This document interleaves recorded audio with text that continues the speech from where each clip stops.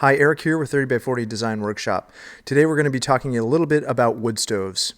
It's no surprise that the cultures of cold climates have produced some of the greatest innovations in heating technology. With forests blanketed in snow for months at a time, the countries of Northern Europe have led the way in designs and technologies related to the burning of wood. The trend toward the use of renewable biomass energy sources has meant a new embrace of a time-tested heat source, the wood stove. Advances in ceramic glass technology have brought stove fireboxes to our living spaces with flames in clear view, radiating both light and warmth. Used intermittently as a secondary or backup heat source, wood stoves pay for themselves quickly during a power outage or an unplanned visit from the polar vortex. Combustion technology has advanced to the point where many modern wood stoves are carbon neutral. That is, they emit an amount of carbon dioxide equal to that of a log naturally decomposing. This boost in efficiency also means it takes less wood to heat the same square footage. Less wood means less handling, splitting, transporting, stacking, and ash removal. Wood is now more cost-effective than ever, but before you start splitting and stacking your wood, here's a few things to think about. So, wood stove materials. Wood stoves are primarily made of cast iron or steel.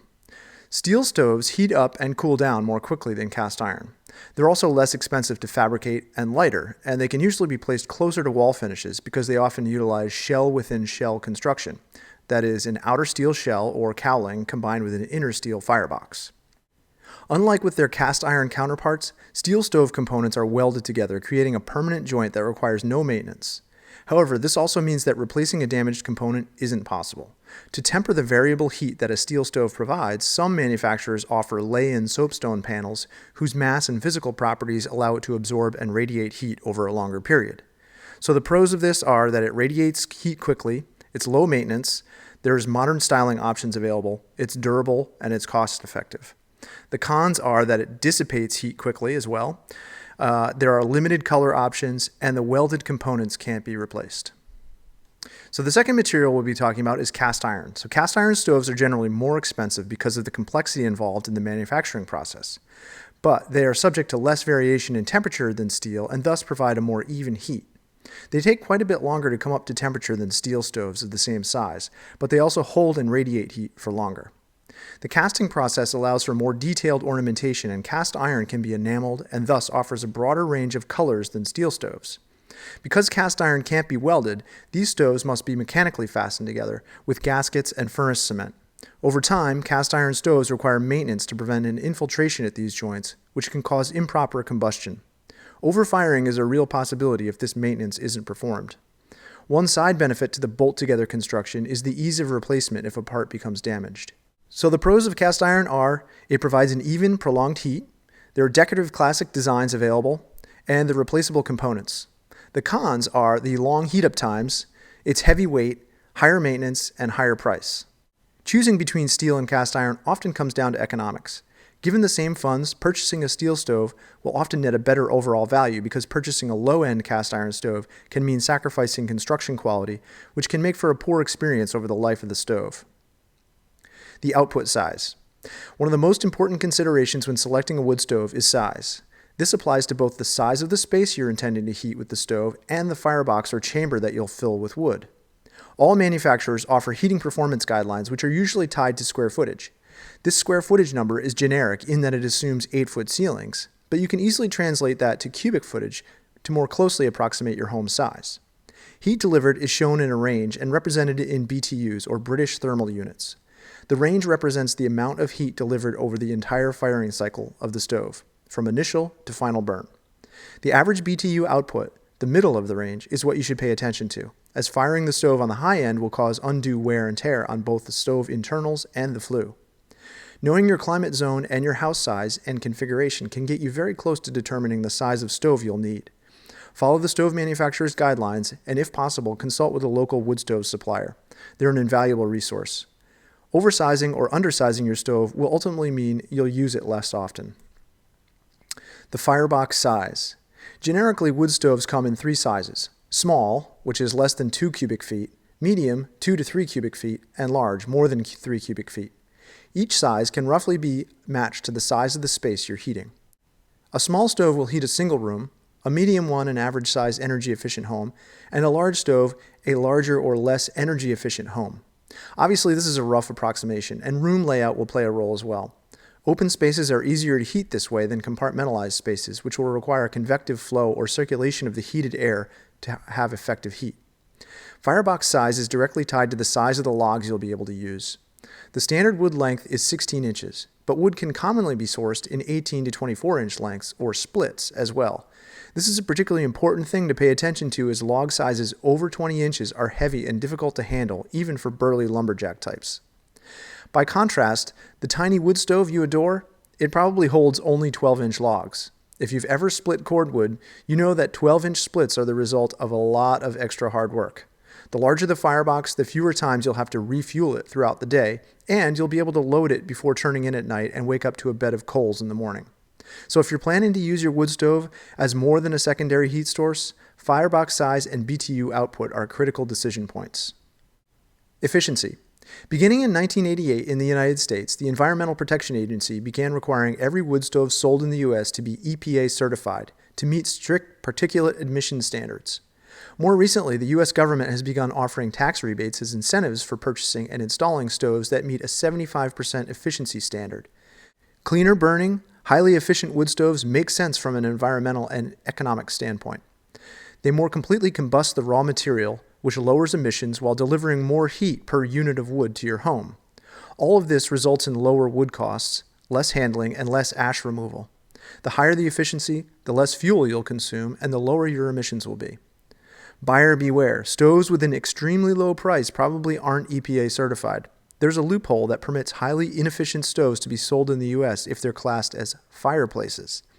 Not only do these stoves consume large quantities of wood because they're so leaky, but they burn the wood very inefficiently with high particulate emissions. There are two fundamentally different types of combustion systems that wood stoves utilize: catalytic and non-catalytic. Catalytic stoves contain a honeycomb-like internal element that the smoke passes through. It effectively lowers the temperature at which the smoke is able to fully combust, enough to meet the EPA standard. Once the stove is up to temperature, the catalytic element allows the airflow to the stove to be greatly reduced, because the smoke can still completely burn at this lower temperature. This means these stoves achieve longer burn times and consume less fuel with lower emissions. One drawback to a catalytic stove is that the catalytic element must be replaced at a regular interval, which ranges from somewhere between 2 and 5 years, depending on the use and the fuel burned. There's also a learning curve to the proper operation of a catalytic stove. Now, non-catalytic stoves have an insulated firebox, an internal geometry that's designed to burn the products of combustion more completely, and a series of ports that inject preheated combustion air into the firebox. Many of the modern European stoves are non-catalytic. These stoves are simple to operate, look great, and require little maintenance. They do consume a little more fuel than their catalytic counterparts and have slightly higher particulate emissions. The interior flue. Visible both inside and outside above the roof, the flue or stovepipe deserves some consideration. There are two basic types of flue: single-walled and double-walled. Single-walled flues require a greater clearance to combustible construction as they transfer a large amount of heat to the surrounding space. While that sounds great for room heating, it has definite trade-offs. When flue gases get too cold, the byproducts of combustion condense on the inside wall of the flue. Over time, this buildup, called creosote, can be the fuel of chimney fires. It's dangerous stuff, and the reason you'll want to do a yearly chimney sweep. A double-walled, insulated flue is basically a flue within a flue with a non-combustible insulation sandwiched between. The added layer of insulation results in a larger pipe diameter, but also reduces the required clearance to combustibles, because it doesn't radiate the heat of the flue gases. This aids in the draft of the flue, and the higher internal temperatures mean creosote is much less likely to form or become a problem. Where a flue penetrates a floor or ceiling, you're actually required to use a double-walled flue. The transition is usually a larger box or cylinder that accepts the flue from below. This shields it from the framing and insulation and offers a tidy transition point to the insulated flue. When selecting your stove color, be sure you can find a matching flue color. Some steel stoves are offered in a light gray, but you'll find it difficult to locate a flue that matches. High-temperature paints matched to your stove color are an option in circumstances where the stove manufacturer doesn't offer a matching flue. The exterior flue. When the flue reaches the exterior of your home, there are additional considerations, local codes, of course, being paramount. A general rule of thumb is that a flue must extend at least 3 feet above any roof surface. On sloping roofs, the top of the flue must usually be 2 feet above any roof surface within 10 horizontal feet. When planning the location of your wood stove on the interior, note the exit point and the roof lines above. A flue exiting on the low end of a pitched roof will mean a taller chimney and potentially guide supports. The architect of the home shown here considered this vertical element as part of the overall building composition. A bare metal flue isn't the only option.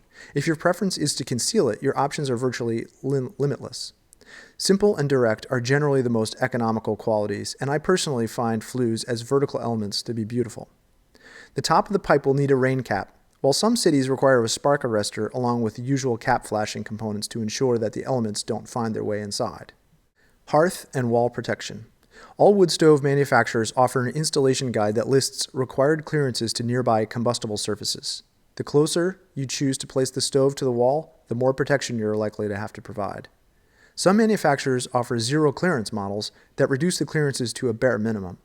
Unlike with fireplaces, the hearth requirements surrounding wood stoves are less stringent.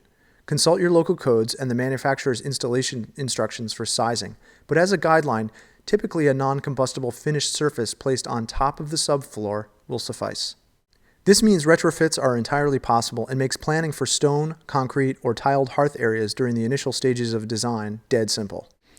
Wood storage. A nice feature, especially for casual use, is included wood storage.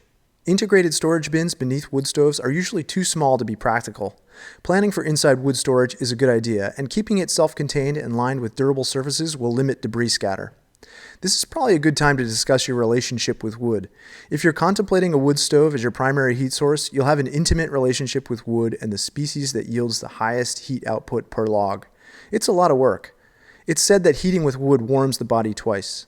Retreating to a more casual relationship, using wood stove as a backup or secondary heat, retains the rewards of having a shimmering fire on a cold night without the day-in, day-out hefting of logs and removal of ash. The ash pan. The most visible byproduct of wood burning is ash.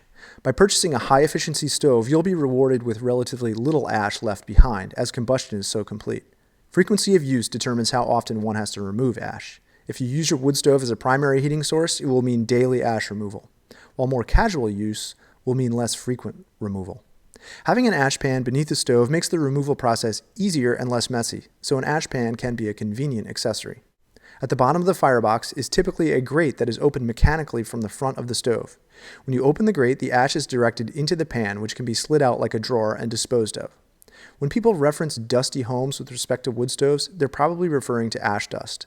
An ash pan will reduce the amount of fine particles that make their way into your home, as the drawer will keep the ash contained when you're removing it.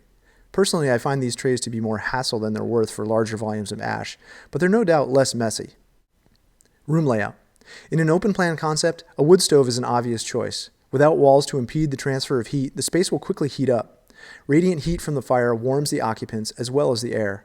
Having some means of recirculating air from the upper area of a double height space, such as the one shown here, will help limit heat stratification. Aesthetics. This stove, with an integral bench designed by Antonio Soterio and manufactured by the Danish company Race, is a focal point for the entire room. It's but one of many outstanding design options available today, ones that challenge the traditional notions of what a wood stove must look like. I particularly like this stove as a freestanding object in the center of this space. It effectively subdivides a relatively large volume while offering even heat to the entire footprint. Obviously, in a home with children, this wouldn't be an ideal configuration, but here it's integrated with the architecture in a thoughtful way. Cost. Assume that most of these stoves cost $1,500 to $5,000. Non-catalytic steel stoves fall on the lower end of the spectrum, and stoves with lower efficiencies will typically be the least expensive, at least up front. Always consider the cost of operation as well. A less efficient stove will require more firewood, more stacking space, and more of your time moving wood, costs and efforts that can quickly add up. For those choosing to supplement their heating system and reap the benefits of a fireplace without the inherent inefficiencies, a non-catalytic steel stove is a minimal investment with a quick return. Maintenance. It goes without saying that heating with wood requires extra effort in the form of upkeep and tending. Heating with wood is a commitment that some will enjoy and others will find a chore. Maintenance tasks include a yearly chimney sweep and a check of the stove for air leaks.